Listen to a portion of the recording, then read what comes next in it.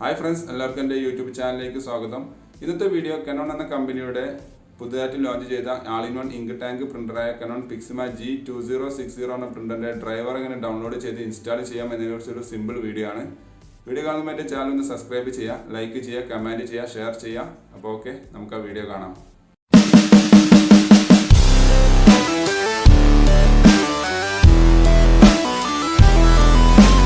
ഒരു ബ്രൗസറിൽ നമ്മൾ ഗൂഗിളിൻ്റെ ഹോം പേജ് എടുക്കുന്നു.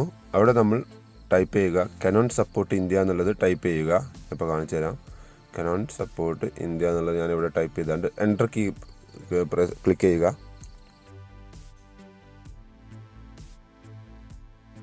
ഇപ്പോൾ ഈ ഫസ്റ്റ് കാണുന്ന സപ്പോർട്ട് കനോൺ ഇന്ത്യ എന്നുള്ളതില്ലേ, ആ വെബ്സൈറ്റിൻ്റെ അവിടെ പോയിട്ട് ജസ്റ്റ് ഒന്ന് ക്ലിക്ക് ചെയ്യുക. അപ്പോൾ ആ വെബ്സൈറ്റ് ഓപ്പൺ ആയി വരും. ഇവിടെ നമുക്ക് രണ്ട് മെത്തേഡ് ഉണ്ട്. ഒന്ന് നമുക്കിവിടെ browse by your product range എന്നുള്ള ക്ലിക്ക് ചെയ്ത് പ്രിൻറ്റിങ്ങിനൊക്കെ കൊടുത്താണ്ട് അങ്ങനെ ഓപ്ഷൻസ് ഉണ്ട്. അത് കുറച്ച് കൂടുതലായിട്ട് പോകണം. അതിലായിട്ട് ഏറ്റവും എളുപ്പം നമുക്ക് നമ്മളെ മോഡൽ ഇവിടെ ടൈപ്പ് ചെയ്ത് കൊടുത്തു കഴിഞ്ഞാൽ അത് അവിടെ കാണിക്കും. ഞാൻ ഇപ്പോൾ ഇവിടെ G2060 എന്നുള്ളത് ക്ലിക്ക് ചെയ്തപ്പോൾ താഴെ അതിൻ്റെ പേര് ലിസ്റ്റിൽ കാണിച്ചു. അത് ക്ലിക്ക് ചെയ്ത് കഴിഞ്ഞാൽ നേരെ നെക്സ്റ്റ് പേജിലോട്ട് പോകും. ഇവിടെ നമുക്ക് ആദ്യം ചെയ്യേണ്ടത് നമ്മൾ OS ഏതാണ്, ഓപ്പറേറ്റിംഗ് സിസ്റ്റം ഏതാണെന്നുള്ളത് സെലക്ട് ചെയ്യുക എന്നുള്ളതാണ്. ഏറ്റവും എളുപ്പം തന്നെ നമുക്ക് കണ്ടെത്താൻ കഴിയും. കാരണം നമ്മൾ ഓപ്പറേറ്റിംഗ് സിസ്റ്റത്തിൻ്റെ പേര് കഴിഞ്ഞ് കഴിഞ്ഞാൽ അവിടെ ബ്രാക്കറ്റിൽ ഡിറ്റക്റ്റഡ് എന്നുള്ള രീതി കാണിക്കുന്നത് നമുക്ക് കാണാൻ കഴിയും. അപ്പോൾ അത് നമുക്ക് സെലക്ട് ചെയ്യുക. അതാണ് നമ്മൾ ഓപ്പറേറ്റിംഗ് സിസ്റ്റം. പിന്നെ നെക്സ്റ്റ് ഇതിൽ നമുക്ക് ഡ്രൈവേഴ്സ് എന്നുള്ളതാണ് വേണ്ടത്. അത് സെലക്ട് ചെയ്യുക. ടൈപ്സ് എന്നുള്ള അവിടെ ഡ്രൈവേഴ്സ് എന്നുള്ള സെലക്ട് ചെയ്തതിന് ശേഷം സെർച്ച് എന്നുള്ളത് കൊടുക്കുക. അപ്പോൾ ഇത് ലോഡിങ് ആയതിനു ശേഷം നമുക്കിവിടെ 3 ലിസ്റ്റുകൾ കാണിക്കും. ഓക്കെ, ഇവിടെ 2-3 ലിസ്റ്റ് കാണിക്കുന്നുണ്ട്. നമുക്കതിൽ ഈ ഫസ്റ്റത്തെ കണ്ടന്റ് ഉള്ളതാണ് വേണ്ടത്.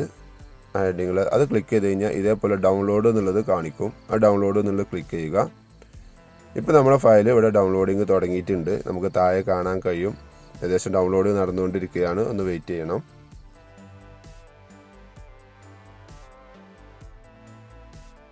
അപ്പോൾ ഏകദേശം നമ്മുടെ ഫയൽ ഡൗൺലോഡായി കഴിഞ്ഞിട്ടുണ്ട്. എന്നിട്ട് അവിടെ പോയിട്ട് ജസ്റ്റ് ഒന്ന് ക്ലിക്ക് ചെയ്യുക. മൊബൈൽ സ്ക്രീൻ ജസ്റ്റ് ഒന്ന് ഇതായിട്ടുണ്ട്.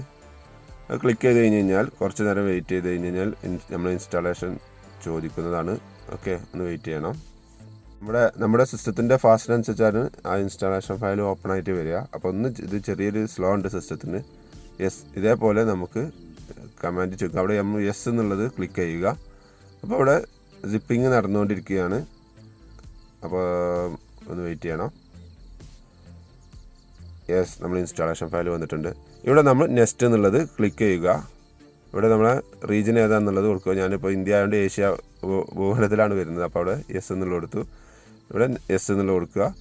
ഈ ഒരു മോഡലിന് നമ്മൾ ആദ്യം തന്നെ USB കേബിൾ കണക്ട് ചെയ്ത് വെച്ചിരിക്കണം. ഇതിന് മുമ്പത്തെ മോഡലുകളൊക്കെ സാധാരണ പ്രിൻ്ററുകൾ ഡ്രൈവർ ഇൻസ്റ്റാൾ ചെയ്യുന്ന സമയത്ത് അവസാനം കമാൻഡ് ചോദിക്കുമ്പോൾ മാത്രമേ കണക്ട് ചെയ്യാൻ പാടുള്ളൂ. പക്ഷേ ഈ മോഡലിന് അങ്ങനെയല്ല. ഇത് ഓൾറെഡി USB കേബിൾ നിങ്ങൾ കണക്ട് ചെയ്തിരിക്കണം ഫസ്റ്റ് ടൈമിൽ തന്നെ. ഞാൻ ഇവിടെ വീണ്ടും സെർച്ച് ചെയ്യുക എന്നുള്ളത് കൊടുത്തു. അപ്പോൾ നമ്മളവിടെ ലിസ്റ്റ് കാണിച്ചു. നമ്മൾ പ്രിൻ്ററിൻ്റെ പേര് കാണിക്കുന്നു.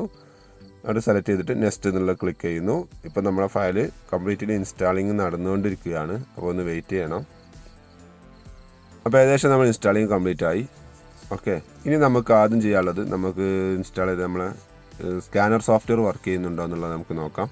അപ്പോൾ ഞാൻ സ്റ്റാർട്ട് ബട്ടൺ ക്ലിക്ക് ചെയ്താൽ മേലെ തന്നെ നമുക്ക് റീസെൻ്റ്ലി ആഡഡ് പറഞ്ഞിട്ടുള്ള അവിടെ ഇത് കാണിക്കുന്നുണ്ട്. ഞാൻ ജസ്റ്റ് ഓപ്പൺ ഫയൽസിൽ പോയിട്ട് ഞാൻ നമ്മുടെ ഡെസ്ക്ടോപ്പിലേക്ക് ഒരു ഷോർട്ട് കട്ട് ക്രിയേറ്റ് ചെയ്യുകയാണ്. ഓക്കെ, കാരണം നമുക്ക് പെട്ടെന്ന് ആക്സസ് ചെയ്യാൻ വേണ്ടിയിട്ടുള്ള എളുപ്പത്തിന് വേണ്ടി ഞാനത് ഇങ്ങോട്ട് ഷോർട്ട് കട്ട് ആയിട്ട് ഇട്ടിട്ടുണ്ട്. അത് ജസ്റ്റ് ഞാൻ ഓപ്പൺ ചെയ്തു. അത് ഓപ്പൺ ചെയ്യുന്ന സമയത്ത് ഇവിടെ കുറേ കാര്യങ്ങൾ ചോദിക്കുന്നുണ്ട്. നമുക്കിതിൽ ആകെ ആവശ്യമുള്ളത് ഈ ഡോക്യുമെൻ്റ് എന്നുള്ളത് മാത്രമാണ്. ഡോക്യുമെൻ്റ് ആകുമ്പോൾ PDF സേവ് ആവുക. അതിൻ്റെ അടുത്ത് ഫോട്ടോസ് എന്നുണ്ട്. അത് JPG ഫോർമാറ്റിലാണ് സേവ് ആവുക. ആ ഒരു വ്യത്യാസം മാത്രമേ ഉള്ളൂ. അപ്പോൾ സ്കാനിങ് നടന്നുകൊണ്ടിരിക്കുകയാണ്. ഒന്ന് വെയിറ്റ് ചെയ്യണം. അത് സ്കാനിങ് നടക്കുന്നുണ്ടെങ്കിൽ നമുക്ക് ഉറപ്പിക്കാം നമ്മൾ ഇതുവരെ ചെയ്ത പ്രോസസ്സ് എല്ലാം കംപ്ലീറ്റഡ് ആണെന്ന് മനസ്സിലാക്കാം. എന്തെങ്കിലും എറർ ഉണ്ടെങ്കിൽ ഒരിക്കലും ഈ സ്കാനർ സോഫ്റ്റ്വെയർ വർക്ക് ചെയ്യില്ല. ആ കാര്യം പ്രത്യേകം ശ്രദ്ധിക്കുക.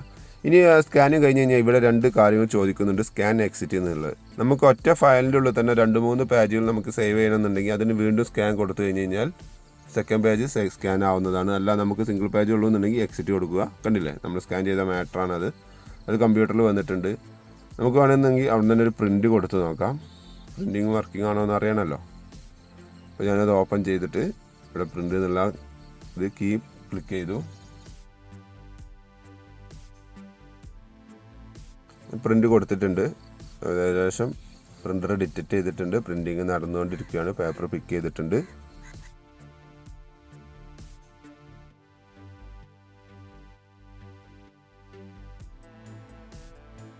അപ്പോൾ അങ്ങനെ പ്രിൻ്റ് ചെയ്ത് പുറത്തോട്ട് വരുന്നുണ്ട്. അപ്പോൾ നമ്മൾ ഇതുവരെ ചെയ്ത പ്രോസസ്സെല്ലാം കംപ്ലീറ്റഡ് ആണ് എന്നുള്ളതാണ് ഇതിൻ്റെ അർത്ഥം. അപ്പോൾ okay, thanks for watching my video. Thanks for watching my video ഇഷ്ടമെന്ന് വിചാരിക്കുന്നു. സബ്സ്ക്രൈബ് ചെയ്യാൻ മറക്കരുത്. ലൈക്ക് ചെയ്യുക, കമൻറ്റ് ചെയ്യുക, ഷെയർ ചെയ്യുക. Okay, bye bye.